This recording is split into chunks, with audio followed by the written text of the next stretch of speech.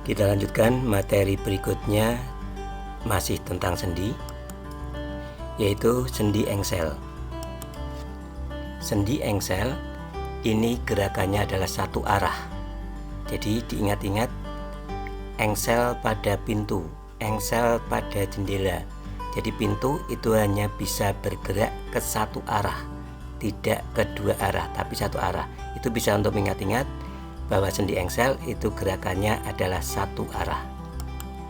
Kemudian contoh sendi pada siku. Nomor berapa sendi pada siku? Ya, sendi pada siku itu ada di nomor 7. Di sini gerakannya adalah satu arah. Kemudian contoh yang kedua, sendi pada lutut. Sendi pada lutut yaitu nomor nomor 5. Kemudian sendi putar. Sendi putar adalah di mana satu tulang memutari tulang yang lain. Satu tulang memutari tulang yang lain. Bukan sendi putar itu misalnya tangan bisa diputar-putar, ibu jari bisa diputar-putar, pergelangan bisa diputar-putar, bukan seperti itu. Pengertian sendi putar adalah satu tulang memutari tulang yang lain. Contoh, tulang tengkorak dan tulang leher. Jadi kamu tadi sudah tahu tulang tengkorak yang mana, kemudian hubungannya dengan tulang leher. Jadi untuk sendi putar itu ada di nomor 6. Di sini leher dan tengkorak. Jadi di antara ini ada sendi putar, di mana tulang tengkorak itu memutari tulang leher. Kemudian sendi pelana. Sendi pelana bisa bergerak ke dua arah. Contohnya adalah pangkal ibu jari. Jadi sangat mudah bisa dicari. Pangkal ibu jari ada di nomor di nomor 8. Jadi di sini ini ada sendi pelana. Kemudian sendi geser. Sendi geser adalah satu tulang bergerak menggeser di atas tulang yang lain. Kemudian contohnya yang pertama adalah tulang pergelangan tangan. Berarti nomor 4. Tulang pergelangan tangan. Kemudian yang kedua yaitu tulang pergelangan kaki. Berarti nomor 2. Kemudian untuk semakin memahami sendi pada tubuh manusia, kita akan menerapkan sendi yang berperan dalam aktivitas sehari-hari. Jadi tugas kalian adalah memikirkan aktivitasnya di sebelah kiri ini, nama aktivitas ada 5 aktivitas. Kemudian di sebelah kanan tabel ada sendi yang berperan. Tugas kalian adalah memikirkan sendi yang berperan dalam aktivitas itu apa. Kita mulai dari nomor 1, menggelengkan serta menganggukkan kepala. Jadi di sini diingat-ingat kepala. Pada bagian kepala tadi, kalau menggelengkan dan menganggukkan berarti hubungannya dengan kepala yang bisa digelengkan dianggukkan, itu berarti sendi apa? Ya, sendi yang berperan adalah sendi putar. Kemudian memutar pergelangan tangan. Ingat tadi ada sendi di pergelangan tangan. Berarti sendi apa yang bisa memutar pergelangan tangan? Ya, namanya sendi geser. Kemudian memegang pensil dan menulis. Memegang pensil berarti melibatkan ibu jari. Kemudian juga melibatkan pergelangan tangan. Berarti pada ibu jari tadi ada sendi pelana dan pergelangan tangan ada sendi geser. Jadi sendi yang berperan pada saat memegang pensil dan menulis adalah sendi geser dan sendi pelana. Berlari. Ingat, berlari itu menggunakan kaki. Di kaki ada bagian lutut, ada pergelangan kaki, ada pangkal paha. Jadi di sini sendi yang berperan, misalnya pada lutut tadi sendi apa? Ya, di situ ada sendi. Di pergelangan ada sendi. Pergelangan kaki ada sendi geser. Kemudian di lutut ada sendi engsel. Kemudian di pangkal paha ada sendi peluru. Jadi di sini sendi yang berperan pada saat berlari adalah sendi peluru, sendi geser, dan sendi engsel. Kemudian meluruskan tangan, kemudian membengkokkan tangan ke atas. Tangan lurus, tangan bengkok. Sendi yang peran cuma satu, yaitu sendi engsel. Selanjutnya materi yang akan kita pelajari adalah tentang otot.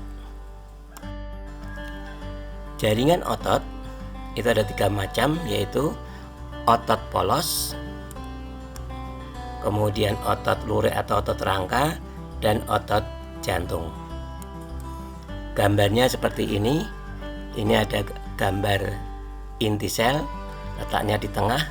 Bentuk otot polosnya ini gelendong, sedangkan yang di otot lurik intinya ada di tepi.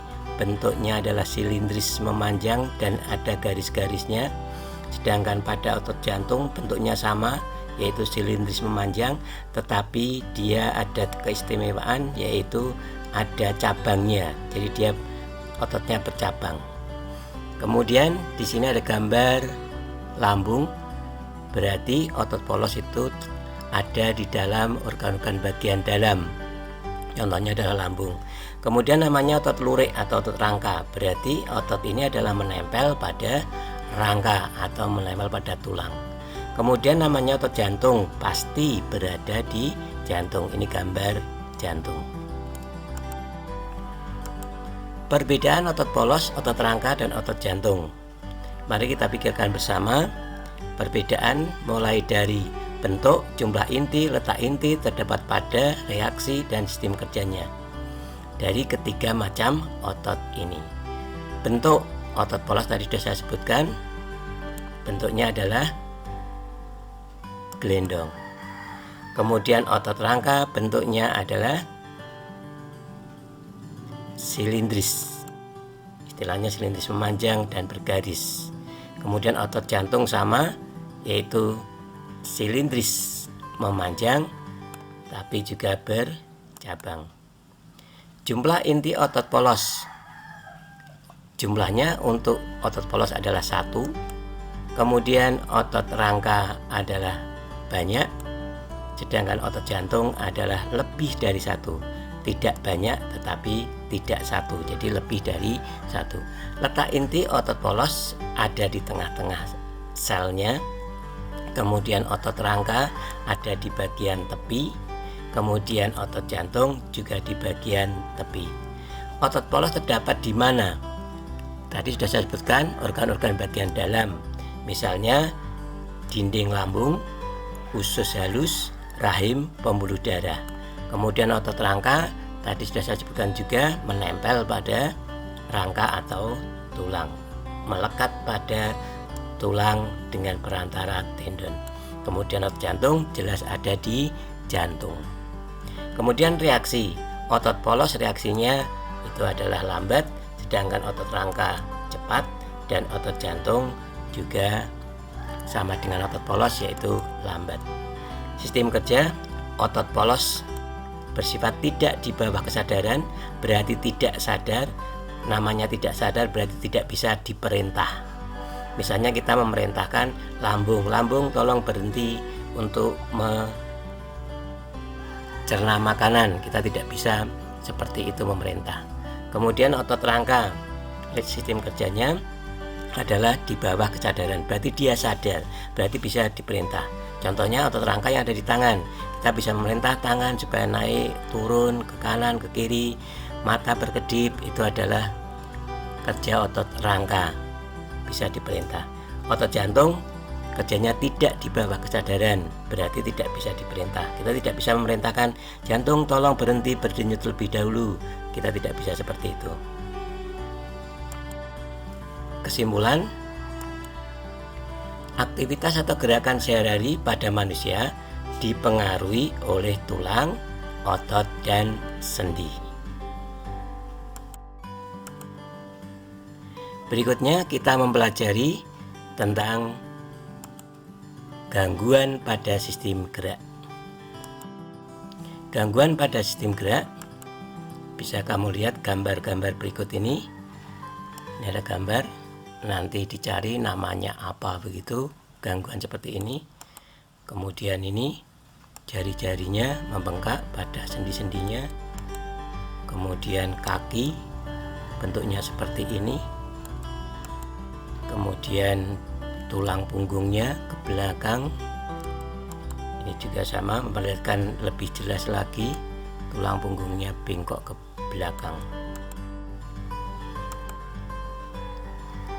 Nah, di sini gangguan yang tadi bengkok ke belakang tadi.